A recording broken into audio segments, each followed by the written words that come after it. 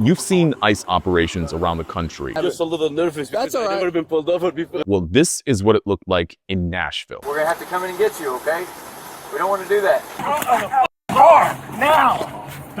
This was an investigation that lasted several months. We partnered with the Nashville Banner, Nashville Noticias, Lighthouse Reports, Mother Jones. It took months and even a lawsuit filed by the Tennessee Immigrant and Refugee Rights Coalition for us to get access to more than 50 hours of footage from the Tennessee Highway Patrol and ICE operation last May. They drove up and down Nolensville Pike, one of the most diverse and predominantly Hispanic communities in Nashville, looking for anyone who may be in the country illegally. That alone raised questions on if this operation was all about racial profiling, and then we had a chance to see the video for ourselves. Evening, folks. My brake light. Yes, ma'am. I have an appointment. Now, if you were white or spoke English clearly, some of these traffic stops lasted no more than about 2 minutes. Sometimes these troopers didn't even bother running the driver's license. If the driver appeared to be a minority and spoke broken English, well then, troopers repeatedly asked these drivers where they were born before ICE got involved. Born here?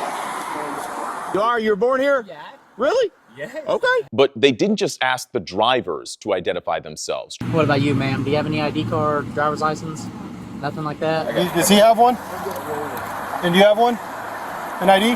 What's your social? Troopers almost always ask the passengers to provide some sort of ID, a passport, driver's license, or something to prove that they too are in the country legally. Now, to be clear, the driver in these traffic stops is the only one who's usually obligated to present an ID, unless there's reason to believe that the passenger also committed a crime. And these troopers even admitted that. No passengers required.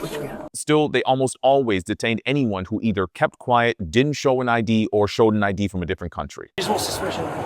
He's not answering my questions and getting Mexican ID. I showed these videos to immigration attorney Alan King, who said that he almost couldn't believe what he was seeing. We are no longer saying, innocent until proven guilty. We're saying guilty until proven innocent. It seems to me that the people that they're assuming to be guilty all look a certain way. In one video, we saw an ICE agent talking to a trooper about why they believe this one person was a member of a gang. Have you heard about that?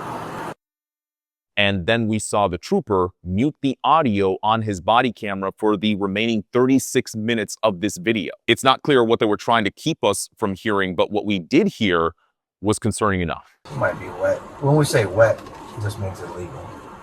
I think it comes up from being like crossing. What's the count right now? It's a lot versus almost nothing. Yeah, we only got 4, so. The Department of Homeland Security said that they detained about 196 people as part of this operation, 95 of which had criminal record, meaning that the majority of those detained had never been convicted of a crime in this country. Our partners in this investigation over at Lighthouse Reports found that before President Donald Trump's second term, the number of Tennesseans who were detained in this way without a criminal record was about 42%. That number is now up to 66%. So this notion that we're only detaining and deporting the worst of the worst when it comes to criminals, well, the numbers show that's just not the case. We saw people pulled over for driving 18 miles over the speed limit, and they were given warnings. Meanwhile, the people who were pulled over for things like driving with their high beams on, they were taken away in handcuffs, even though they showed troopers their asylum documents. At best, it could be seen as a double standard. At worst, King says this is racial profiling that demands accountability.